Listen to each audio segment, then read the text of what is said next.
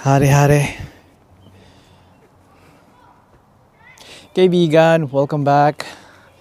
Ngayon ay Sabado at Abril 11. Ang temperatura namin ngayon ay nasa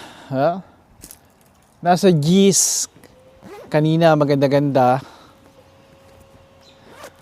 Naglalaro ron. Maganda temperatura na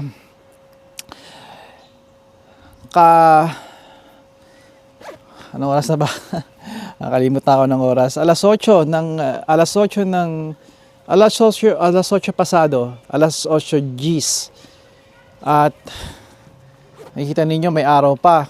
Bukod dito sa atin may hambing ito ng alas 6, alas 5:30, alas 6, takip silim na. Maliwaliwanag pa, mga ganong oras. Kaya humahaba na ang gabi. Humahaba na ang araw. Napaganda ng balita dahil alam niyo naman sa yung panahon ng winter, napaiksi ng araw. Kaya napagandang dahilan yun para maging masaya ngayong pagbabago ng temperatura ngayong spring. About half an hour ago, i-dinap off namin si Bunsuni. Nag-attend siya sa mga kaibigan niyang party. Debut 18 na yung kanyang kaibigan. Kaya nagdadaw sila sa isang lugar sa condo nung grandpa daw nung bata, nung kaibigan niya. At it's gated. It's a nice place. Nakareserve yung pangalan niya. Kaya sabi ko kay Mrs. Lee, well, you know what? I'll be nice din. Added protection. Bago ka pumasok, may security. Check yung kung imbitado ka. Ganon. Kaya dito yan sa may bond. Mamaya pipick upin namin siya ang tapos ng party alas 12 ng madaling araw. Alas 12 ng hating gabi. Pick upin na namin siya mga ganon before that siguro. Binibiro ko nga, sabi ko, bakit alas 12 ang tapos? Baka maging pumpkin at ang mga kotse at ang mga tao maging daga. Alam niyo naman, corny ang tatay. Pero nalala ko noon, alam niyo kaibigan, maikling kwento, hindi to naisip ko lang. Another impromptu. Ako ang pinakang magaling para sa mata ng aking mga anak. Ako ang pinakamagaling na mahikero, magician, salamangkero. Ako ang pinakamagaling na storyteller. Ako ang pinakamagaling na comedian. Ako ang pinakamalakas. Ako ang pinakamabilis. Ako ang pinakang magaling sa lahat. Ngayon malalaki na sila. Namimiss ko yung mga ganong panahon. Alam nyo, yung aking bunso. At si Juniorita rin. Ang naalala ko si Bunso, sumulat siya sa eskwela kung anong mga katangian ng magulang at isinulat niya ako. I-drawing niya ako na may cape, parang si Superman. At sinasabi niya ron na asa sa mga hidden power ko ay magtiklop ng damit. Itinago ko yun ang guhit niya na yun. Nakakamiss. Kayong may maliliit na mga anak, alam kong narinig yun na to. Pero ulitin ko muli, samantalahin nyo habang maliit sila. Kapag nag-request sa inyo na dalhin sila sa parke, kung saan may swing, kung saan may slides, kung saan may merry-go-round, hanggat kaya nyo kaibigan, gawin nyo. Dahil tunay na darating ang panahon, hindi na sila magkaka-interest nun. At kayo ang mamimiss nyo yun, ang mga ganung alaala. Napaka-swerte ko na nadala ko sila sa mga ganun. Napakaraming beses. At namimiss ko yun. Hayaan nyo at i-share ko ang ilan sa mga yon sa mga mga panahon. Tunay na mabilis ang takbo ng oras. Kaya wag nating ilang lang ito. Samantalahin natin habang maliit pa sila at laging nakahabol sa inyo. Sa mapapunta video na to, gusto ko lamang na ipakita sa inyo, sabihin na ang huli kong video kung saan naghihingalo si Impala ay naayos na. Ang kinakatakot akong malaking problema na gagastos ng libo-libo na maaaring masira ng makina at nadurog na ang mga metal sa loob nito na gagastos ako ng 5,000 mahigit. O maaaring palitan ng makina kung talagang yun ang ngangahasin ko, ay hindi nangyari. Yun ang kinatatakot ko. Kung nakita nyo lang ako habang binivideo ko, ang Caprice, ang Impala ni Mrs. T habang nagdadrive siya pa uwi, nangyari nga pala yun a block away bago pa siya lumiko dito sa aming kalsada.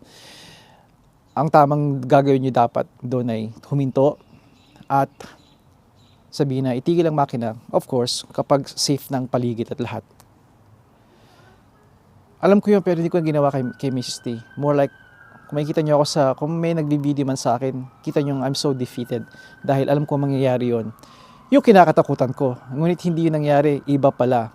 At ang dahilan nun kung bakit siya naghihingalo, sa madaling salita, madaling kwento ay, it's just a misfire. Isa sa mga cylinder, isa sa mga spark plug na nakakabit.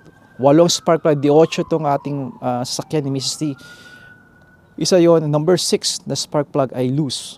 Lumabas na siya at dahil sa pressure ng makina, kailangan tightly sealed yun eh. Dahil nga lumalabas ang pressure doon at doon yung narinig yung tapping sound na akala ko lifter. Kaibigan ko lifter yun habang tumatakbo siya, ay there's a good chance na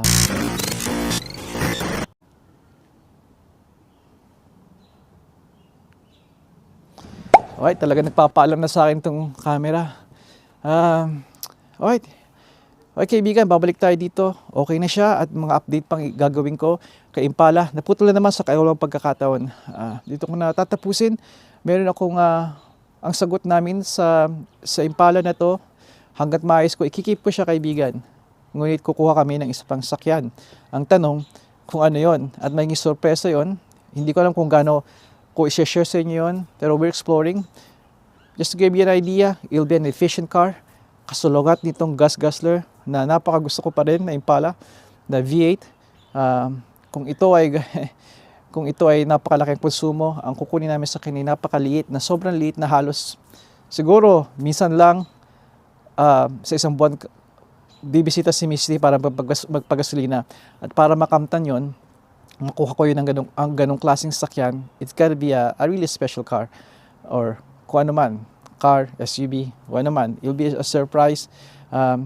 And again, we don't believe sa hulugan ng sakyan. At isa yun sa mga pinakaayaw namin. The last time na naghulog kami ng sakyan was early 2000. At napakaganda ng pakiramdam, hindi ka naghuhulog.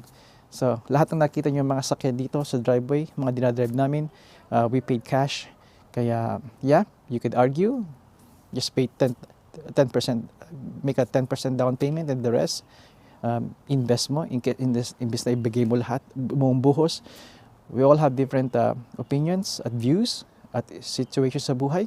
Kaya, and for that reason, hindi ko maaaring, we'll see kung how much ang i-share ko sa inyo. Pero definitely, i-share ko sa inyo bagong sakyan ni Mrs. T. Pagdating ng tamang panahon, it will take a lot of research dahil it's been a while since naghanap ako ng sakyan, and I'm so used to used cars. I can tell I can tell you agad kung ano kung anong sasakyan, kung magkano yun. Just give you the ballpark. That's how I get used. That's how I'm proud na sabihin ko yun, na that's how I got so used to it. You know, just looking at the car, give me the mileage, the condition. Just give me the mileage and the condition of the car.